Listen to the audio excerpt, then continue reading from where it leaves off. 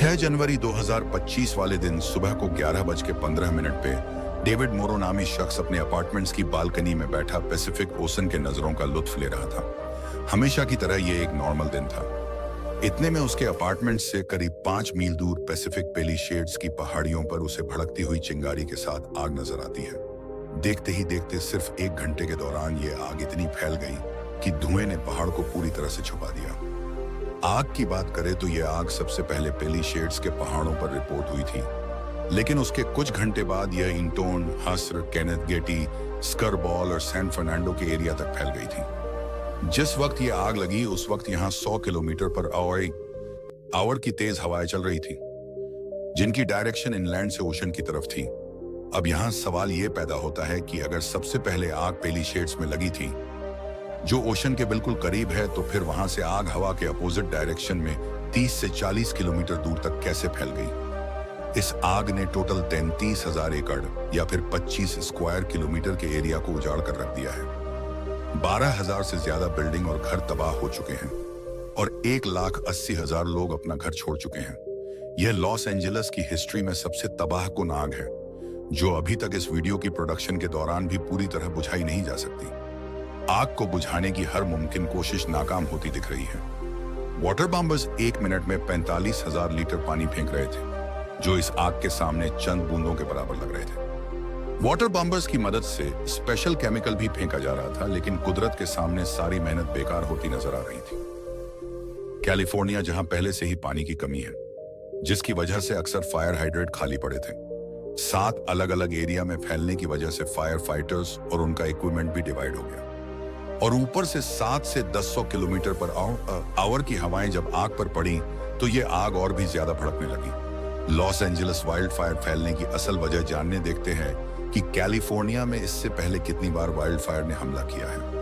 पिछले 25 साल के डेटा में देखा जाए तो कैलिफोर्निया वाइल्ड फायर का हॉटस्पॉट रहा है। ईयर 2003 के सैन डिएगो काउंटी में सीडर फायर ने 2,27,000 एकड़ पर हमला किया।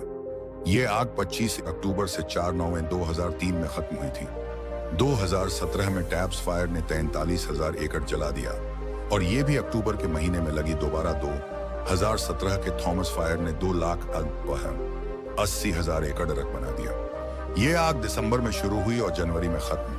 8 नवंबर 2018 को कैंप फायर ने 1.5 लाख एकड़ जलाए और 17 दिनों के बाद 25 नवंबर को खत्म हुई। इसी तरह 2020 में ग्याल फायर ने 67,000 एकड़ पर हमला किया और गया भी सितंबर में शुरू होकर पूरे महीने बाद अक्टूबर में खत्म हुई। अगर इन तमाम वाइल्ड फायर्स की डेट्स पर गौर किया जाए तो इनमें एक चीज बहुत कॉमन है। विंटर्स, यानी यह वाइल्ड फायर सर्दियों के महीने में लगी है और लॉस एंजलिस वो फायर पिक विंटर्स में लगी। तो आखिर क्या वजह है कि कैलिफोर्निया की हिस्ट्री में ज्यादातर वाइल्ड फायर सिर्फ विंटर्स में लगी है? इस सवाल का जवाब छुपा है एक ऐसे फेनोमेन में जिसे सेंटा एना विंड्स कहा जाता है। सेंटा एना विंड्स गर्म और सूखी की हवाएं हैं जो सर्दर्न कैलिफोर्निया और बाह कैलिफोर्निया में स्पेशली OTAM और विंटर्स के दौरान चलती हैं।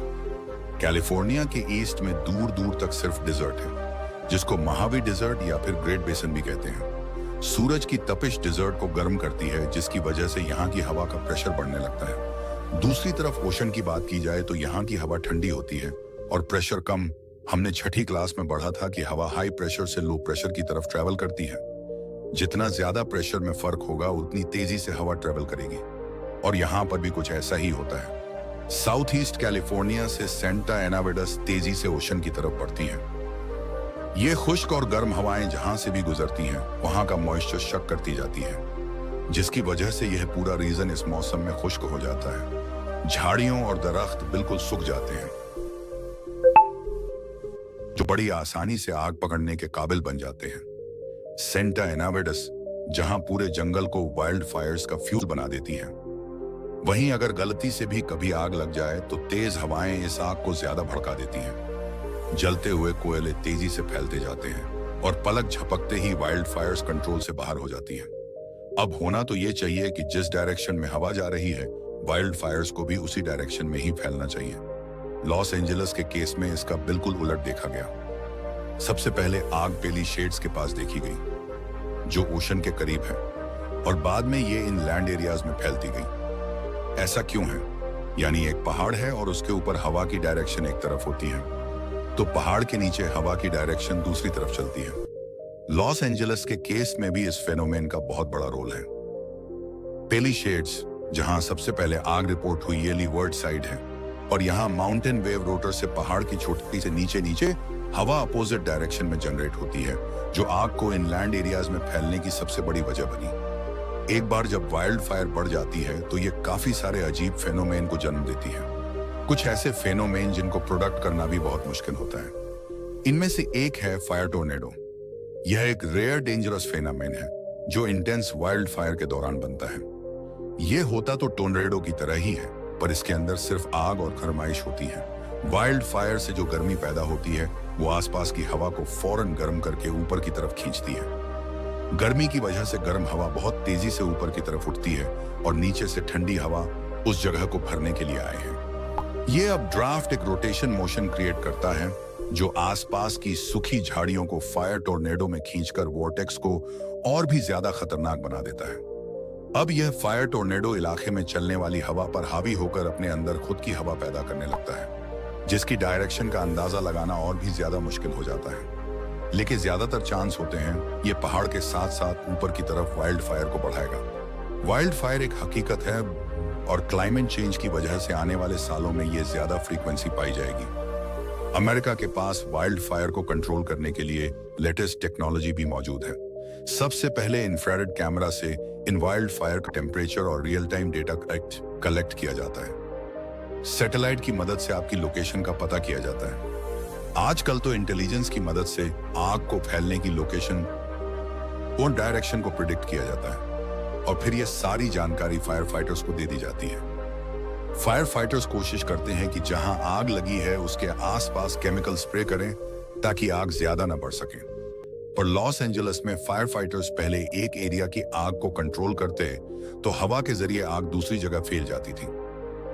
अमेरिका की हिस्ट्री में पहली रिकॉर्डेड वाइल्ड फायर्स साल 1871 में मिशिगन के पास लगी थी।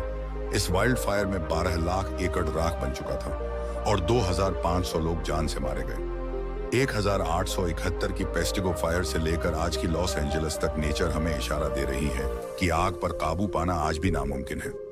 लेकिन अगर हम कुदरत को समझने की कोशिश करें और क्लाइमेट से लड़ने की बजाय उससे हिसाब से चलने की कोशिश करें तो शायद वाइल्ड फायर का सिलसिला दोबारा थम सकता है।